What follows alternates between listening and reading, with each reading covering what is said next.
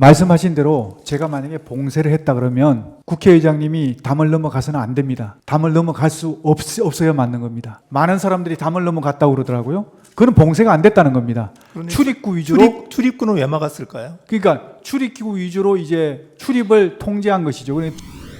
증인께서 국회에 병력을 투입시킨 이유가 국회 봉쇄나 침투가 아닌 국회 질서 유지였고, 따라서 처음부터 국회를 봉쇄할 아무런 계획도 없었다, 이렇게 말씀하셨어요. 네. 그렇게 말씀하신 거 맞죠? 네. 그런데 실제로 보면 국회의장께서도 그 출입구로 못 들어가서 담을 넘어서 들어갔고, 그리고 일부 국회의원들께서는 그 차단한 병력들이 그 진출로를 열어주지 않아서 국회에 못 들어간 그런 경우도 있었거든요. 그래서 증인께서 말씀하시는 거하고 달리 실제로는 국회 봉쇄가 목표가 아니었나 하는 그러한 정황들이 많이 보이는데, 그 점은 어떻게 생각하십니까? 네, 재판관님 말씀 존중합니다. 그런데 저는 생각이 좀 다른 게, 말씀하신 대로 제가 만약에 봉쇄를 했다 그러면 국회의장님이 담을 넘어가서는 안 됩니다. 담을 넘어갈 수 없어야 맞는 겁니다. 봉쇄라는 개념 자체는요, 손에 손잡고 정말 울타리를 다 에워싸서 한 사람도 들여보내지 않는 것이 봉쇄입니다. 그런데 정말 많은 사람들이 담을 넘어갔다고 그러더라고요. 그건 봉쇄가 안 됐다는 겁니다.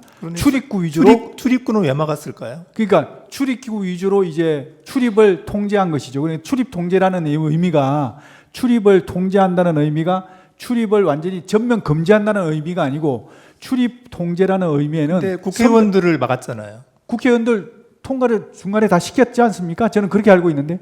그게 막았다가 또 통과시켰다가 또 다시 막았죠.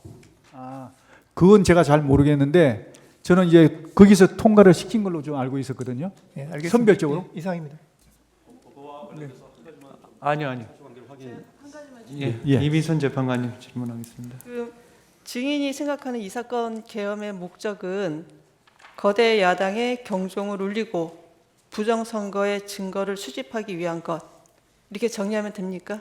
네. 이 사건 계엄의 목적이, 다시 정리하겠습니다. 이 사건 계엄의 목적은 거대 야당의 경종을 울리고 부정선거의 증거를 수집하기 위한 것이다. 부정선거에 대한 증거를 수집한다는 것보다 부정선거에 대한 실체를 제대로 파악을 해서 그 부정선거에 대한 그 국민들에게 네. 이게 있었는지 없었는지, 정말 있었다면 없었다면 국민 부정선거 없으니까 걱정하지 마세요라고 얘기하면 될 것이죠. 이러한 이유로 비상계엄을 선포할 수 있다고 생각을 하시는 거죠? 그러니까 이러한 목적을 위해서 비상계엄을 선포할 수 있다, 이렇게 생각을 하시는 거죠? 그 비상계엄 요건은 네. 대통령님께서 판단하시는 것이기 때문에 알겠습니다. 그 요건에 대한 것은 대통령님 몫이라고 생각합니다. 그 국가 비상 입법기구 아까 말씀을 하셨는데, 그 입법 권한을 실행할 기구를 아마 생각을 하신 것 같아요. 네. 예, 그게 그러면은 그 5공화국 당시에 국가보위 입법회의하고 좀 같은 성격으로 보면 되겠습니까? 아닙니다. 그거하고는 다릅니까? 전혀 다릅니다. 이거는 그럴 것 같으면 제가 국무총리나 그런 분한테 이걸 주지 왜 알겠습니다. 기재부 장관에게만 줬겠습니까?